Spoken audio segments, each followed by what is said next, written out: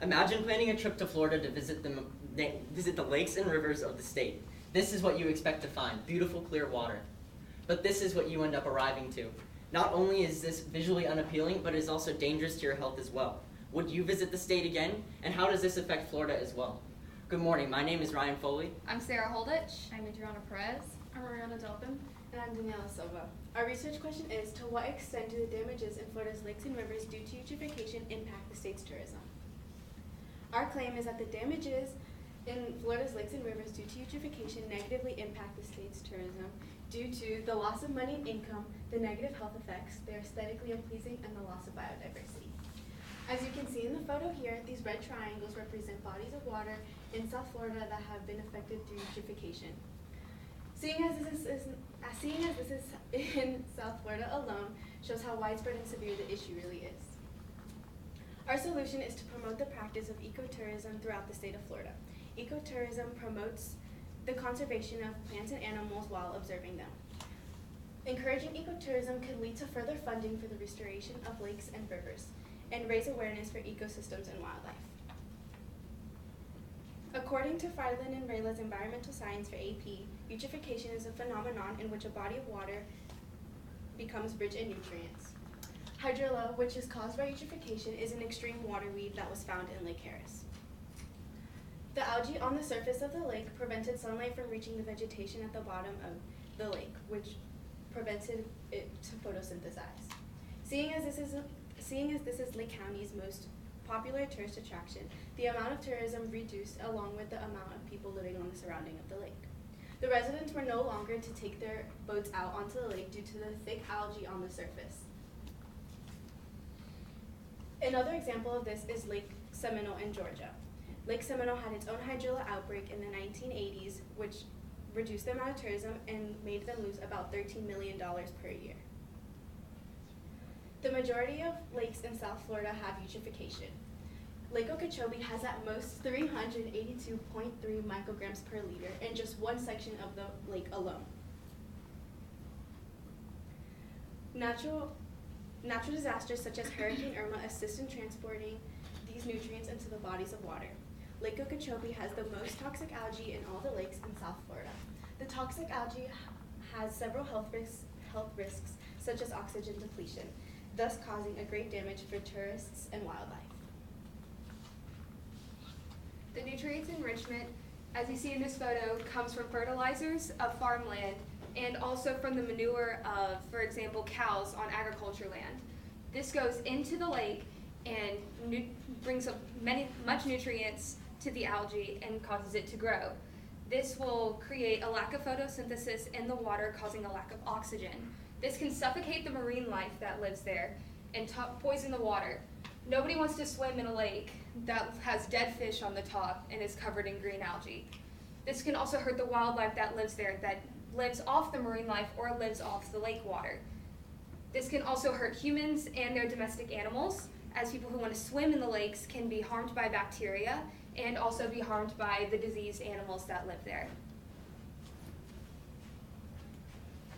Eutrophication plays a big role in the economy. With the nutrient levels rising and the damages increasing, it detrimentally affects the economy. Not only does the economy fuel eutrophication by providing the fertilizers you need to cause it, it also tears down the eutrophication as a result of all the damage done to fix it. As a result, the calculated potential annual value losses in recreational water usage, waterfront real estate, spending on recovery of threatened and endangered species, and drinking water were approximately $2.2 billion. Along with these issues, large businesses and the tourism industry can be detrimentally affected as well. In 1976, Walt Disney World opened its first water park ever. It was known as River Country. This is the water park over here. The park consisted of multiple pools that you could swim in. The larger one was actually connected to one of Walt Disney World's biggest lakes, allowing for a natural stream of lake water into the park itself. One hot summer in Walt Disney World's River Country, the life of an 11-year-old boy was taken by a deadly amoeba found in Florida's freshwater lakes. The young boy died shortly after the amoeba entered through his nasal passage, went and attacked the nervous system, including the brain. This stopped multiple tourists from wanting to enjoy the park, losing big amounts of money within the tourism industry. 21 years later, the park then closed and never reopened. Eutrophication is a significant issue regarding the future of Florida's tourism. Not taking direct initiative may result in a series of complications affecting the factors that make up a stable and balanced ecosystem. For example, the excess growth of algae in the water causes a reduction in water quality. This water quality causes an increase of pH levels, which according to eutrophication causes consequences and controls in aquatic ecosystems by Michael F. Shizlock. Such elevated pH levels causes organisms to become blind, according to blinds the organisms that rely on the perception of dissolved chemical cues for their survival by impairing their chemosensory abilities. This leads to a loss of biodiversity affecting Florida's economy. In 2001, the Florida Forever Act was passed alongside the Florida Forever program. This program was designed to spend $3 billion on acquiring land and water resources to prioritize the state's fish and wildlife. According to the 2007 U.S. Fish and Wildlife Endangered Species Database, 60 out of 237 endangered or threatened species resulted from eutrophication. Recovery plans have been initiated, costing the state almost $44 million to recover the cost of the plans to prevent the loss of biodiversity in the waters, because who wants to visit a state with only 3 species of fish roaming the lakes? Controlling human-induced eutrophication prevents the growth of these water weeds.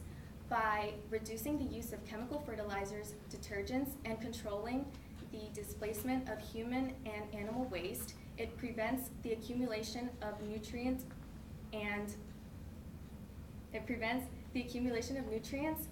therefore decreasing the amount of algae in the water and attracting more tourists to Florida's lakes and rivers.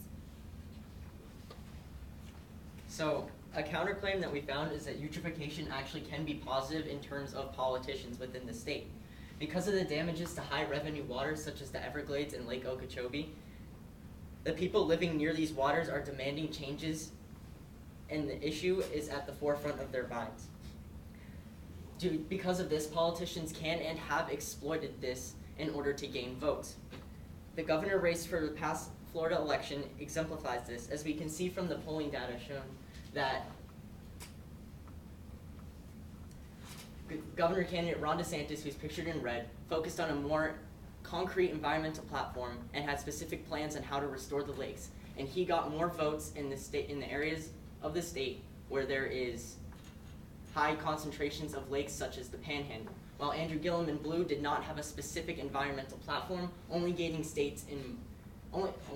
votes in areas where there is not as many lakes and rivers, which shows that eutrophication can actually be used as a positive instead of a negative. One of the other possible solutions that we had come up with was invented by Marita Morikawa. He is a man in Brazil that came up with a 100% organic solution that is able to cleanse the lake of pollution and excess nutrients. All you have to do is either put the tablets in or the powder, and it will bring all of that to the surface where it can be filtered by biofilters. The only downside to this is the cost. He had to take out millions of dollars from the bank to be able to clean a lake, and just by himself it took almost an entire year. So it would take a lot of money to get teams together to clean up lakes and rivers. Our main solution is to promote the practice of ecotourism throughout the state. A limitation to this is how much it's going to cost. We don't really have a certain number of how much it'll cost. Another limitation is that people are allowed in these ecotourism parts. We can't control what tourists do, such as littering or other human waste in bodies of water. Since it is still under the state's control, they can aid in cleaning and securing the lake when these incidents do happen. Thank you. What are your questions?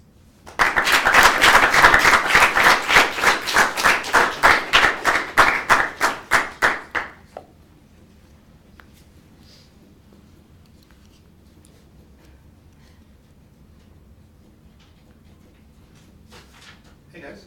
Hi. Oh, that's not questions.